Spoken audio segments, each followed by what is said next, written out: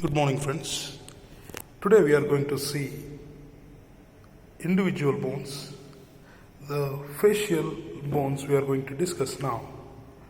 So the facial bones, we can identify two nasal bones, you can see. So in this colored skull, we can clearly identify the two right and left nasal bones. Then below that we can identify two these green color bones called as maxillae, and lateral to this we can identify the zygomatic bones. So I just want to discuss about these skull bones and the facial bones individually. So I have chosen the maxillae, right and left maxillae. So maxillae, they are the pair of bones which are present in the face and they articulate with each other at the midline, and these bones, maxillae, are pyramidal shaped bones. You can see the pyramidal shape. Apex is projecting upwards and base is present below. So maxillae, if you take one maxilla, so maxillae is plural and maxilla is singular. So I just want to discuss about this maxilla, what are the process, what are the surfaces, and what are the features we can identify. So this maxillae, they comes under pneumatic bones, means they're having space inside. You can identify the space. So this type of bones are called as pneumatic bones. So in the same way, even sphenoid bone, frontal bone and ethmoid bone, they are also having spaces. Now we'll discuss about the maxilla. So maxilla is the right side maxillae, right side maxilla bone, and this is left side maxilla bone. Coming to the parts of the maxilla, it is having four processes. One is frontal process above. Then here you can identify the zygomatic process. Then you can identify the palatine process here, palatine process, and other process is alveolar process. Alveolar process. Yes, coming to the process.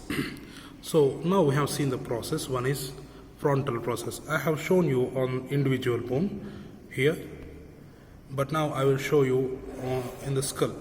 So here you can see the individual bone.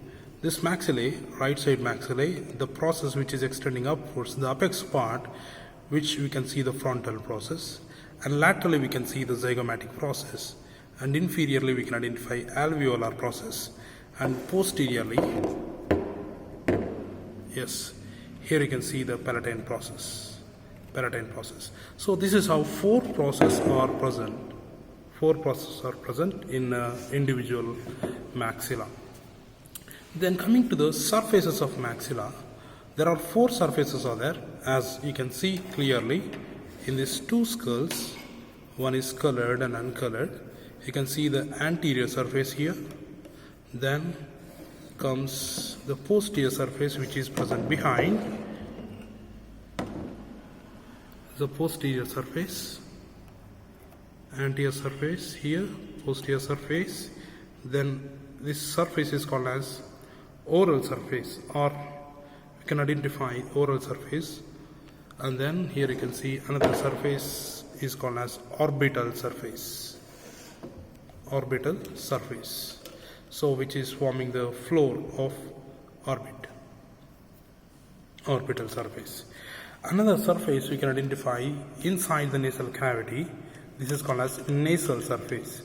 Right now we will discuss about only four surfaces. One is anterior, posterior, nasal surface and orbital surface. Now first I will just want to show you what are the muscle attachments and what are the structures we can identify on the anterior surface. Okay, so here I just took a right side maxilla and try to show you what are the features we can identify on the anterior surface. So anterior surface, we can identify the frontal process which is extending upwards, and it is going to articulate with the frontal bone, and anterior it is going to articulate with the nasal bones. Then coming to the muscles attachment. So what are the muscles attached to this anterior surface are? So here you can identify upper part, orbicularis oculi muscle, which is going to arise from the medial palpebral ligament. Medial palpebral ligament. And below to this one, we can identify levator labii superioris alecnosi. levator labii superioris alecnosi, which is attaching to this upper part of anterior surface of maxilla. Then medially we can identify a notch. This notch is called as nasal notch. Here in individual bone you can identify clearly this notch is concave, it is called as nasal notch. Then comes the rest of the anterior surface, which other structures which we can identify, or we can identify prominent canine eminence. Prominent canine eminence. In this skull bone, individual bone, you can identify clearly this is canine eminence. Here you can see that. Prominent canine eminence. In this left side bone, you can identify somewhat clearly canine eminence. And then canine eminence, medial to this one, you can identify some depression. Medial to the canine eminence, we can identify depression. Even lateral to the canine eminence also, we can identify some depression. So lateral to this canine eminence, you can identify the depression called as incisive fossa. Incisive fossa, or we can call it as canine fossa. Canine fossa. So this incisive fossa gives attachment to depressor septi muscles. Depressor septi muscles.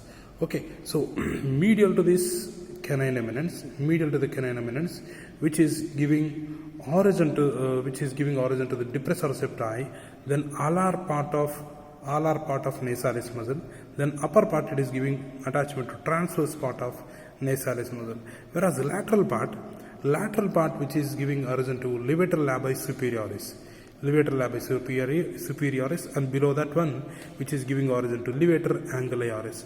You just remember which muscles are attached to the anterior surface of individual bones. So remember, medial to the canine eminence, depressor septi, then alar part and transverse part of nasalis muscle, lateral to the canine eminence, which are levator angularis below, above is levator labii superioris, and rest of upper part of anterior surface which is giving attachment to orbicularis oculi and levator labii superioris alecnosi, which is attaching to this part here exactly.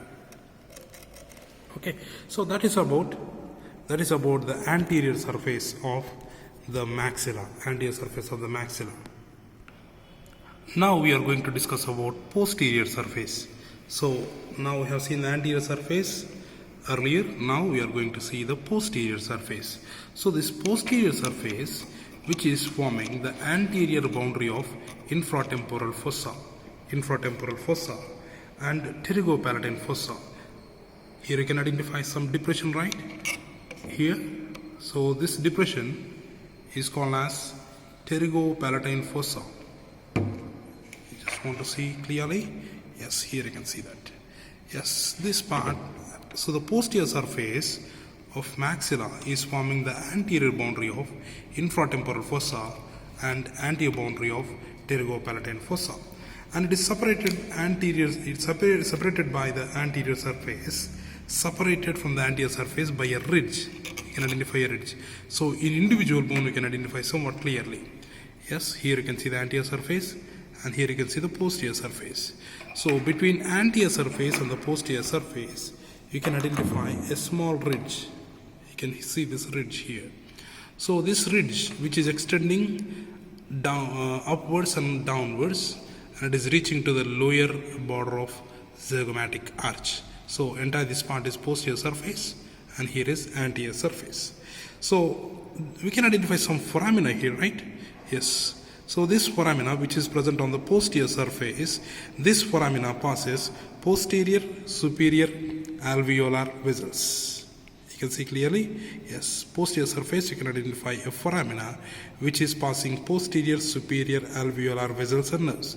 So posterior superior alveolar vessels, they are called as dental vessels. Dental posterior superior alveolar artery, it is also called as dental artery. Nerve is also called as dental nerve, which is supplying to the molars and premolars of the upper jaw, and also to the mucous membrane of maxillary sinus.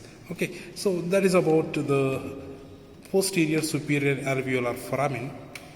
Then you can identify an oblique ridge in the upper part extends upwards and laterally. So you can identify a ridge here, right? So here, yes, here I can identify the ridge. You want to see somewhat clearly?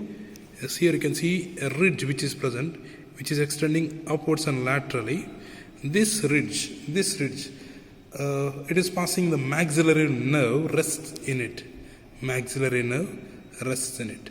Okay, so here you can see in the skull bone, I feel you cannot see clearly in the skull, but here you can identify somewhat clear. So this is a groove for maxillary nerve as it is resting in it. Then comes to the orbital surface. So here what other features we can identify is maxillary tuberosity. Maxillary, you can feel that maxillary tuberosity, which gives attachment to medial pterygoid muscle. Okay. Then comes to the orbital surface. Yes, what is the shape of it? Orbital surface, it is a triangular in shape. So triangular in shape, orbital surface is triangular in shape. Apex is projecting posteriorly, base is present anteriorly. So entire this surface is called as orbital surface. What are the features we can identify is anteriorly it limited by the lower margin of the orbit. Anteriorly it is present, it is limited by lower margin of the orbit. Yes, here you can see somewhat clearly. Okay, so that is nothing but anterior surface. So yeah, here you can see the anterior surface, orbital surface of maxilla. So it is a triangular in shape. The base is limited by the lower margin of the orbit. What are the other features we can identify are, we can identify a groove here, right? So this groove which is passing infraorbital vessels and nerves. So infraorbital vessels, they are passing in the groove and disappears over there and coming outside through this infraorbital foramina. Through this infraorbital foramina. You can identify the infraorbital foramina below to this, yes, here. So through this infraorbital foramina, the infraorbital vessels, they emerges outside.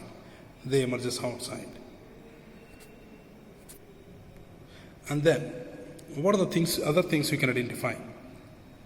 Or medial to this one, medial to this orbital surface, you can identify a crest. Yes, you can see a crest here. So this crest is called as anterior lacrimal crest and posterior lacrimal crest. And we can identify a depression here. So this depression, it is called lacrimal sac, which is present medially. Okay, so these are the structures we can identify medially. Then comes to the nasal surface. Nasal surface, we can identify a big opening, which we can call it as maxillary sinus. Maxillary sinus opening. So in disarticulated skull only we can see clearly. Then upper margin of the hiatus is rough and joins with the labyrinth of ethmoid. So here we can identify upper margin of this maxillary hiatus. Here it is going to articulate with the labyrinth part of ethmoid bone. And the smooth area below the hiatus is overlapped by inferior nasal conchae. So below this maxillary hiatus, it is going to fuse with the inferior nasal conchae. Conchae are the bony projections which we can identify at the lateral wall of nose. Yes, here you can see that. In this skull bone, individual bone, you can identify some projections inside. So these are nothing but inferior nasal conchae. So above this inferior nasal conchae, it is for area for perpendicular plate of palatine bone, Then, so about to this perpendicular plate of palatine bone, this area, it is for orbital process of palatine bone, which is present at this level. So above is ethmoid bone, labyrinth of ethmoid bone. Here is orbital process of palatine bone. Below to this is perpendicular plate of palatine bone, and below to this inferior nasal conchae. This area, it is for inferior nasal conchae. Then what are the other structures we can identify? Or we can identify a small groove here. Yes, yeah, here you can see a small groove. This groove is called as groove for greater palatine vessels and nerves. This groove is for greater palatine vessels and nerves. You can see clearly here. Yep. is a foramen. Through this greater palatine foramina, the greater palatine vessels and nerves, they are passing and enters into the oral cavity. So here you can see somewhat clearly this greater palatine foramina over here. And then these greater palatine vessels and nerves, they are running anteriorly on the surface of the maxilla and supplies to the hard palate, mucous membrane of hard palate. That is about the nasal surface. And coming to the process, what are the process we have explained? We have seen the zygomatic process, which is laterally. Is zygomatic process. Zygomatic process is going to fuse with zygomatic bone. So this is a process called as maxillary process of zygomatic bone. Maxillary process of zygomatic bone. And then frontal process of zygomatic bone. Frontal process of zygomatic bone, which is extending upwards and is going to fuse with the frontal bone above. Anteriorly it is going to fuse with nasal bones, and posteriorly it is going to fuse with lacrimal bones. So here we are missing the lacrimal bone. Mostly at this point you can identify the lacrimal bone is present, and posteriorly we can identify this ethmoid bone. Now we can identify the ethmoid bone over here, so which is articulating at the superior border of the nasal surface, so approximately here in this point. So at this point you can identify this ethmoid bone here. Okay, so that is about the frontal process. And other process is palatine process. Yes, posteriorly you can identify. So posterior surface of the maxilla, it is going to articulate with the pyramidal process of palatine bone. Pyramidal process of palatine bone. Here also you can identify the palatine process of maxilla, where the palatine bones and the maxilla, they are going to articulate with each other. So frontal process, zygomatic process. So here you can see the frontal process, zygomatic process. Then we can identify alveolar process. Entire this arch is called as alveolar process, and posteriorly we can identify the palatine process. These are the four processes and four surfaces and the features of the maxillae. So if you have any doubts still, you can just inbox me, edwardme@gmail.com, and my mobile number 7795238824. Thank you.